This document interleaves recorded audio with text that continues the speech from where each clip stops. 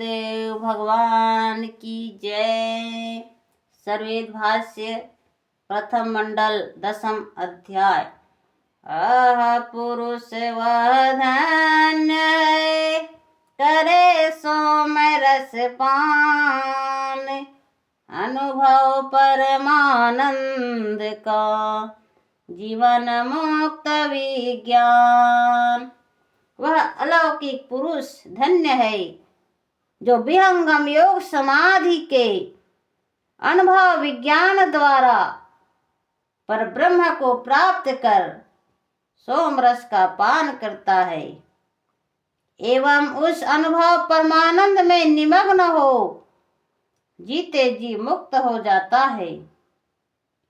यह जीवन मुक्त अत्यंत अलौकिक है, इसीलिए इसका आश्चर्यजनक संबोधन इस पद में किया गया है।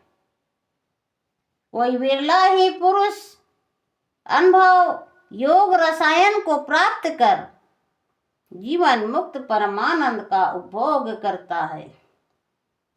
संत सोम रस पान करे छक मस्ताना होय, रोम रोम में भी न रहा दुर्लभ श्रेय सुख सोय। पारदर्शी विहंगम योगी अमृत परमानंद अर्थात सोम रस को पान कर पूर्ण तृप्त हो आनंद से परिपूर्ण हो जाते हैं।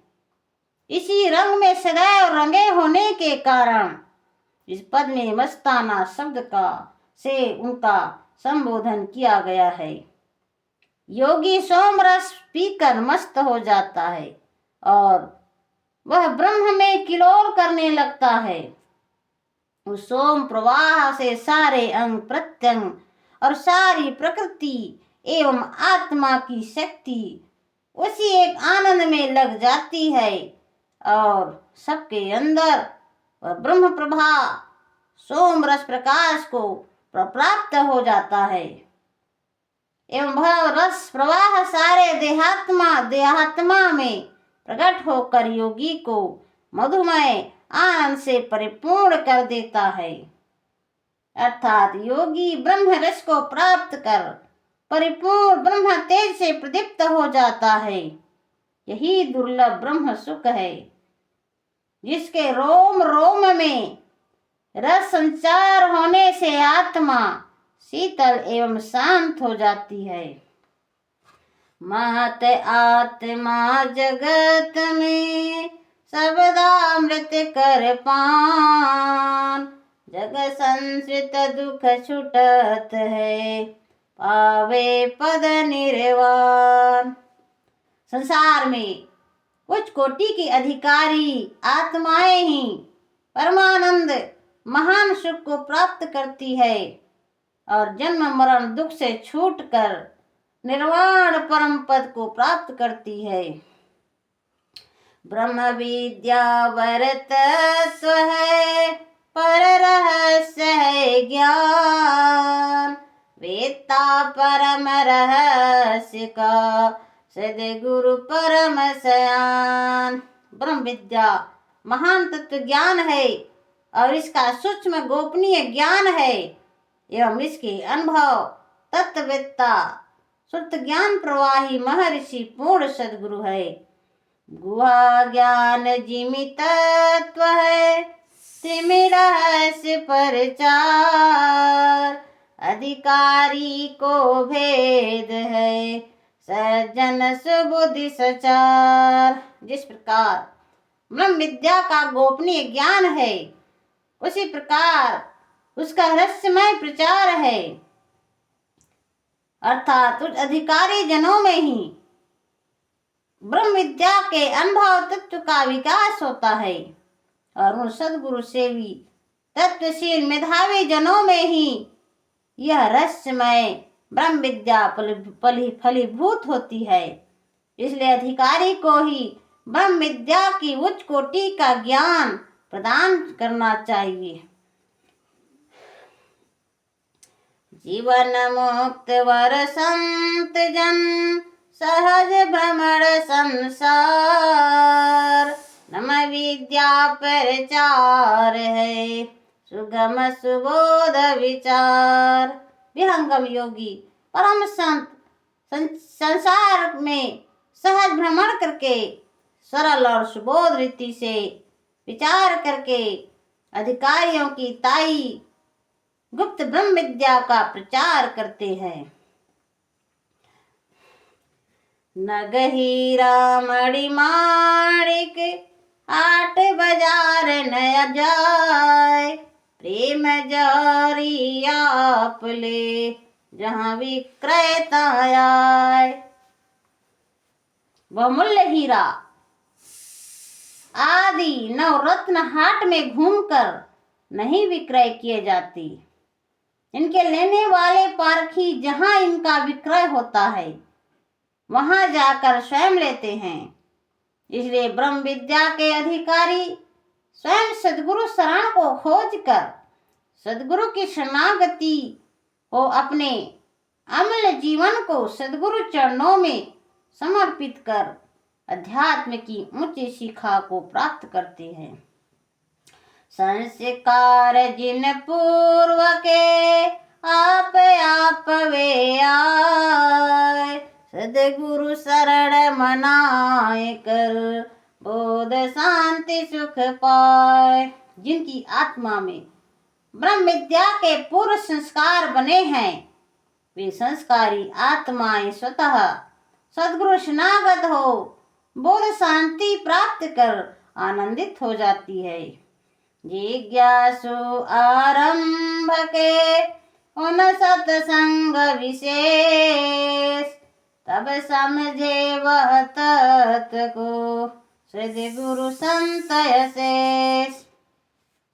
सद्गुरु शरणागत होने पर जिज्ञासुओं को प्रारंभ में विशेष सत्संग की आवश्यकता है। पूर्ण सद्गुरु के प्राप्त होने पर ही उनके सत्संग द्वारा ब्रह्म विद्या का पूर्ण तत्व जाना जाता है। नीति क्षेत्र अध्यात्म की जिज्ञासु समझाए, एक बार सब नहीं खरे कहे थोड़े थोड़े बताए। अध्यात्म क्षेत्र की शिक्षा स्नेह स्नेह जिज्ञासुओं को बतलावे, क्योंकि एक बार सब तत्वों का बोध नहीं होता। सद्गुरु शरण में सेवा सत्संग द्वारा क्रमशः परोक्ष अपरोक्ष तत्वों का बोध एवं योगाभ्यास द्वारा मार्मिक तत्वों का विज्ञान होता है। श्रद्धा और विश्वास के साथ साधन में एक तार लगे रहने पर सद्गुरु दया से आभ्यंतर भेद साधन का रहस्य खुलता है। इसलिए एक बार सब तत्वों का उपदेश आचार्य गण नहीं करते। एक बार उपदेश से बोध शांति ना हो, सूक्ष्म विषय अध्यात्म है समझत समझत कोई। अध्यात्म विषय अत्यंत सूक्ष्म है, इसलिए एक बार उपदेश से जिज्ञासुओं को बोध शांति नहीं प्राप्त होती।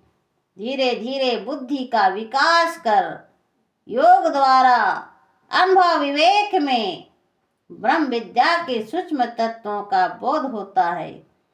इसलिए वैदिक काल में महर्षिगण चिरकाल अपने समीप सेवा में रखने के पश्चात इन गहन तत्वों का उपदेश अधिकारी जिज्ञासुओं के ताई करते थे।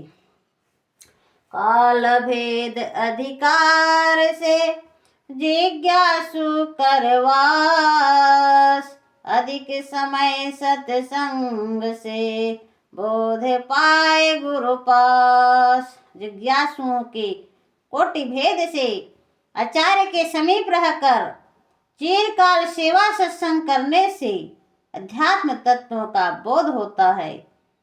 जिस कोटि का जिज्ञासु है उसी के अनुसार वह गुरु सेवा में निवास कर ब्रह्म विद्या के गहन तत्वों का बोध करेगा। अधिकारी के भेद से काल का भेद हो जाता है। और ब्रह्म विद्या के तत्वाधिकारी भेद से समय काल के अनुसार बोधगम्य होते हैं। विषय वासनाग्रस्त को योग नहीं अधिकार, रोग खानी उर्वासना तहाँ नहीं योग विचार। जिसने विषय भोग की इच्छा से अपने जीवन को चंचल कर रखा है, वे विषयी जीव योग विद्या के अधिकारी नहीं है। विषयी पामर का अंतःकरण विषयों की इच्छा से सदैव घिरा रहता है। उन्हें अच्छे विचार या सन्मार्ग पर चलने की प्रवृत्ति नहीं होती। वे अजितेंद्रिय विषय लंपट होने के कारण अनेक रोग कष्ट से पीड़ित रहते हैं। पाप कर्म के द्वारा ही प्रकृति विरुद्ध आचरण से शरीर में अनेक प्रकार की व्याधियां आ जाती है। योग में व्याधि प्रथम विघ्न है। योग के अधिकारी को जितेंद्रिय, तपस्वी, वितरागी होकर सच्चे रूप में निष्कपट एवं निस्वार्थ होकर सद्गुरु शरण में रहकर महाप्रभु की भक्ति करनी चाहिए। इसलिए विषय प्रलोभी जनों को योग करने का अधिकार नहीं है। वे अपने में ज्ञान, वैराग्य और आध्यात्मिक सद्गुणों को धारण करें एवं चिरकाल तक सद्गुरु आदेश नियम में रह अधिकारी बन ब्रह्म विद्या उपदेश को ग्रहण कर जीवन का विकास करें। विषयी पुरुषों का ज्ञान सदैव मलिन रहता है। इसलिए आत्मोन्नति के जिज्ञासु प्रेमी इनके संसर्ग का त्याग कर तपोनिष्ठ जीवन का निर्माण कर अध्यात्म पथ में आगे बढ़े। मन स्वरूप शैतान को बिन मारे नहीं साम, भजन तजन कुछ नहीं बने दुखमय जीवन। मन रूपी शैतान को बिना मारे अर्थात दूर किए आत्मा कभी शांत नहीं हो सकती। मन के संबंध से जीव को शुभ अशुभ कर्मों द्वारा दुख सुख का उपभोग होता है। मन रहते भजन नहीं हो सकता, क्योंकि यह मन विषय चंचलता को नहीं छोड़ता। इसलिए मन के संकल्प, विकल्प, उपद्रव, अशांति में रहकर इस दुखमय जीवन का अंत में विनाश हो जाता है। अर्थात मनुष्य जीवन व्यर्थ विषय भोग में पड़कर नष्ट भ्रष्ट हो जाता है। आध्यात्मिक जीवन ही त्याग, तपस्या, सदाचार एवं इंद्रिय निग्रह से शुद्ध और संस्कारी होकर आगे विकास के पथ में चलता है और आत्मा का पवित्र उत्थान होता है। विश्व विजय रणधीरो जो मन जीता जाए, परम शत्रु मन जीव का मरी मरी उठत धाय। सारा संसार मन में है एवं मन में मिलने पर ही संसार के सारे दृश्य भोग प्राप्त होते हैं। मन द्वारा ही आत्मा को शुभ अशुभ, दुख सुख का भोग होता है। जिन्होंने इस मन को जीत लिया वे ही रणधीर विश्व विजय करते हैं। आध्यात्मिक संग्राम में मन जब योग के प्रताप से बस में होकर शांत हो जाता है, तब आध्यात्मिक रण को जीतने वाला रणधीर सारे संसार पर विजय कर लेता है। मन ही में संसार है, इसलिए एक मन को जीत जाने पर सारे विश्व पर योगी की विजय हो जाती है। मन को जीत कर ही कोई संसार को परास्त कर सकता है। मन ही संसार का राजा है। इसी के विघ्न, उपद्रव और व्यवहार से सारे संसार में अशांति फैली हुई है। मन के विषय तरंग में यह मानव जीवन बह रहा है। इसलिए जीव को सुख शांति नहीं प्राप्त होती। बड़े बड़े विद्वान जो सदगुरु के साधन भेद रहस्य से वंचित रहे, उन्होंने मन के चंगुल में पड़कर अनेक कष्टों का उपभोग किया। जो कुछ संसार में दुख सुख है सब मन के अंदर है। मन ही माया और यही जीव के अधःपतन का कारण है। इसलिए योगाभ्यास द्वारा मन को उसकी उद्गम भूमि पर ले जाकर उसे शांत विलय करके ही कोई योगी शांति को प्राप्त कर सकता है। मन ही जीव का परम शत्रु है। वह अनेक विधि परिश्रम और उपाय करने पर भी अपने विषय राग को नहीं छोड़ता। बार बार गिरकर अर्थात साध करने पर ही भी फिर उठकर विषय भोग के लिए दौड़ने लगता है। संसार में इसे मारने के लिए कोई उपाय नहीं है। इस संसार को कोई जीत नहीं सकता जब तक कि वह अपने मन को ना जीत ले। जो भी जितेंद्रिय त्यागी हुए हैं वे सभी संसार से भोग कर एकांत गुहा में छिपकर उन्होंने अपनी रक्षा की है। वे त्यागी संसार को नहीं जीत सके। इस प्रबल मन रूपी माया को जीतने में सभी ने अपने को असमर्थ पाया है। इसलिए विहंगम योग के अनुभव प्रकाश में जब मन स्थिर शांत हो जाता है तभी सहज योगी अमन होकर चेतन प्रकाश में आकर परमानंद परम पुरुष को प्राप्त करता है। आत्मा को शुद्ध करने और मन को जीतने के लिए एकमात्र सहज सदुपाय विहंगम योग का साधन है जो सदगुरु द्वारा प्राप्त होता है। सदगुरु शरण में ही अध्यात्म के सारे तत्व प्रकट हो साक्षात्कार होते हैं एवं अनुभव योग समाधि में से जीवन के सर्व लक्ष्य पूर्ण होते हैं। अतएव सदगुरु प्रकाश में चलकर मन को जीतने का प्रयास करना चाहिए।